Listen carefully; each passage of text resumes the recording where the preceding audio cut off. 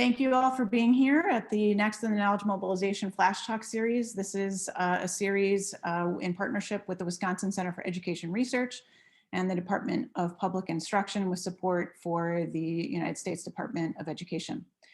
Today, we are very fortunate to be joined by Alison Bowman, Brie, Chapa, and Dan Marlin, who will be sharing around how to communicate research and evaluation. And with that, I will turn it over to our co-host. Thank you.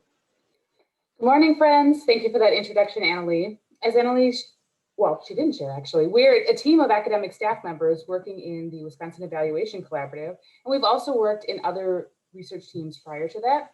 And in each of these roles, we've been in an increasingly hybrid research communication work as we've identified this untapped potential in the research and evaluation cycle.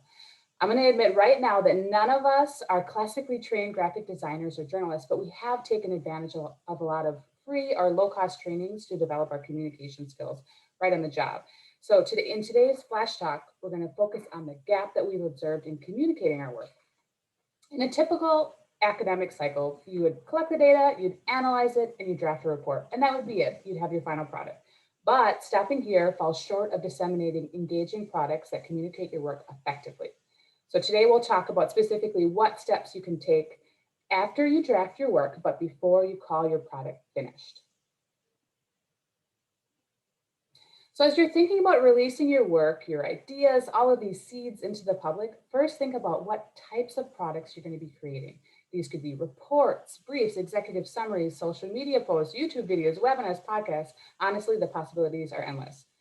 Next, consider your audience. For whom are you creating these documents? Depending upon your audience, you may want to use different types of products.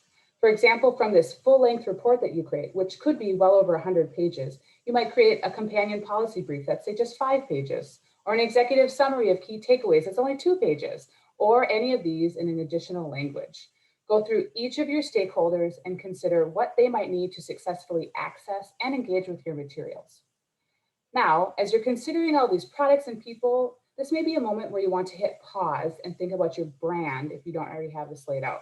If your company, and this is true even if you're an independent contractor of just one, doesn't already have a clear brand direction such as colors, fonts, and imagery, we recommend taking a pause to address this gap.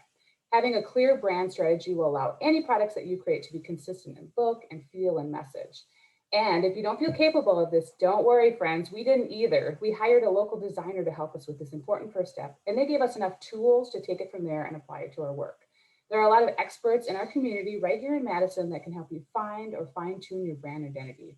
I've gone through this process with a handful of academic teams, and this initial step always pays dividends. I'm now going to turn it over to my colleague Brie, who's going to share more about the phases of the communication cycle.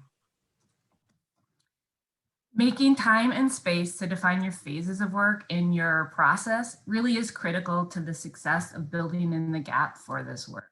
It can communicate expectations, improve buy-in and procure investment of people's time and project resources.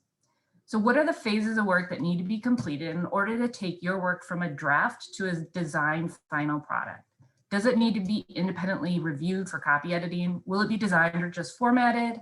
Will you review the report graphics for effectiveness? Will it need to be published to social media or maybe your organization's website? Understanding what needs to be done really does provide you with the building blocks to progress your work. Next, it's time to weave it together. Develop a process that explains how the product is moved through each of the different phases of your work. Your process should answer the questions: who needs what, by when, and in what format? So let's walk through a brief example. Let's say I have these 4 phases of work necessary to create an engaging report. Who needs what, by when, and in what format? Maybe a copy editor needs a Word document sent to her 1 week prior to her work needing to be completed. Or maybe the designer needs the fully copy edited draft 3 weeks prior to publication. How will your process ensure that everyone gets what they need on time? And don't forget to include any sub-processes that may need to occur. Really think through what is required for each phase of your work. Does the report author, for example, need to approve the copy editor's recommendations before your draft goes to the designer? Or after the product is designed, does it need to be reviewed by the author or the client? Does the product need any redesign?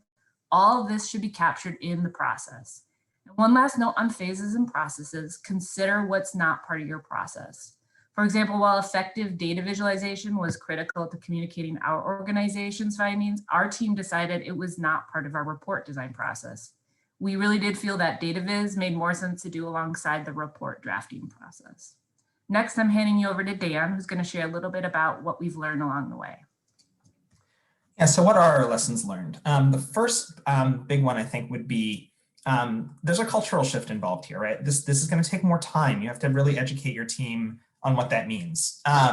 You know, you might have a team member that is used to kind of getting a request quickly, turning it around, and getting it out. But if you have these processes in place and it needs to be copy edited, you know, it's going to take a little bit longer, and you have to educate your team. But at the same time, you can, you know, as Brie mentioned, we kind of discovered that doing charts and tables ahead of time was a more efficient way to do it, right? So some of these things can be done concurrently earlier on before you even get into these phases and processes. Document the processes and the phases that you've set out, whether that's in some sort of longer document or even in a diagram. It provides a place for people to go if they're not entirely sure what the phases are and what the requirements are. And again, it helps you to educate your team to bring about that cultural shift. Automate as much of the process as you can. You know, we use a project management software called Asana. There's a free version of that that allows up to 5 users. But it can also be something as simple as, you know, a shared spreadsheet or a Google form, anything that allows you to not kind of just get a random last minute email asking you to do something. In that same vein, create templates. You know, you might have a shorter executive summary product. You might have a shorter report or a longer report. Having templates in place can be really helpful to make the process a little bit faster and more efficient. And all of this is in the service of better disseminating your products so you can get your work out there and maybe even attract new business. So with that, this is where we get into the breakout rooms. We have some 2 questions that we'd like you all to consider. The first is, where are the holes? What in your current dissemination process is inhibiting you from creating and disseminating more compelling products?